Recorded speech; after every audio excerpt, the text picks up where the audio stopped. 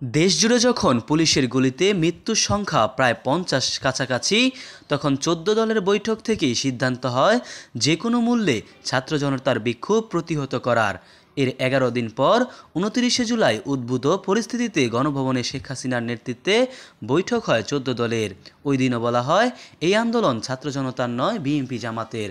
অথচ ততদিনে মৃত্যুর সংখ্যা কয়েকশো পেরিয়ে গেছে। এত মানুষের মৃত্যুর পরও এ নিয়ে বৈঠকে টু শব্দটু করেননি ১৪ দল। শেখ হাসিনা সরকারের পতনের পর নিজেদের উপলব্ধি কী তা জানতে যোগাযোগ করা হয় ১৪ দলের সিনিয়রদের সঙ্গে। বন্ধ পাওয়া যায় জাসদ সভাপতি হাসানুল হক ইনুর ফোন, আর ফোন ধরেননি ওয়ার্কার্স পার্টি সভাপতি রাশেদ খান মেনন, তরিকত ফেডারেশনের চেয়ারম্যান নজিবুল বাশার মাইজভান্ডারী। তবে ওয়ার্কার্স পার্টির সাধারণ সম্পাদক ফজলে হোসেন বাদশাকে ফোনে পাওয়া গেলেও এ বিষয়ে কোনো মন্তব্য করতে রাজি হননি। এছাড়া জাতীয় পার্টি জেপির চেয়ারম্যান আনোয়ার হোসেন মঞ্জু ও সাম্যবাদী দলের সাধারণ সম্পাদক দিলীপ বড়ুয়া এখন আওয়ামী লীগ সরকারের কোনো দায় নিতে চান না।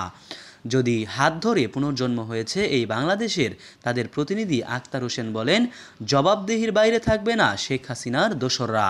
তিনি বলেন, ওই সময়ও কি তারা জোট থেকে বের হয়ে এসেছিল, প্রতিবাদ করেছিলেন, কোনোভাবে শিক্ষার্থীদের পাশে তাদের অবস্থান জানান দিয়েছিলেন? এমনটা কিন্তু হয়নি। অথচ আমরা দেখেছি বিশ্ববিদ্যালয়ে যখন আন্দোলন শুরু হয়, অনেক ছাত্রলীগ নেতাই পদত্যাগ করে শিক্ষার্থীদের সঙ্গে একাত্মতা প্রকাশ করেছিলেন। মানবাধিকার কর্মী নূর খান বলেন, এতদিন ক্ষমতার গুড় খেয়ে এখন অস্বীকার করবে, তা তো কোনোদিনই কাম্য নয়।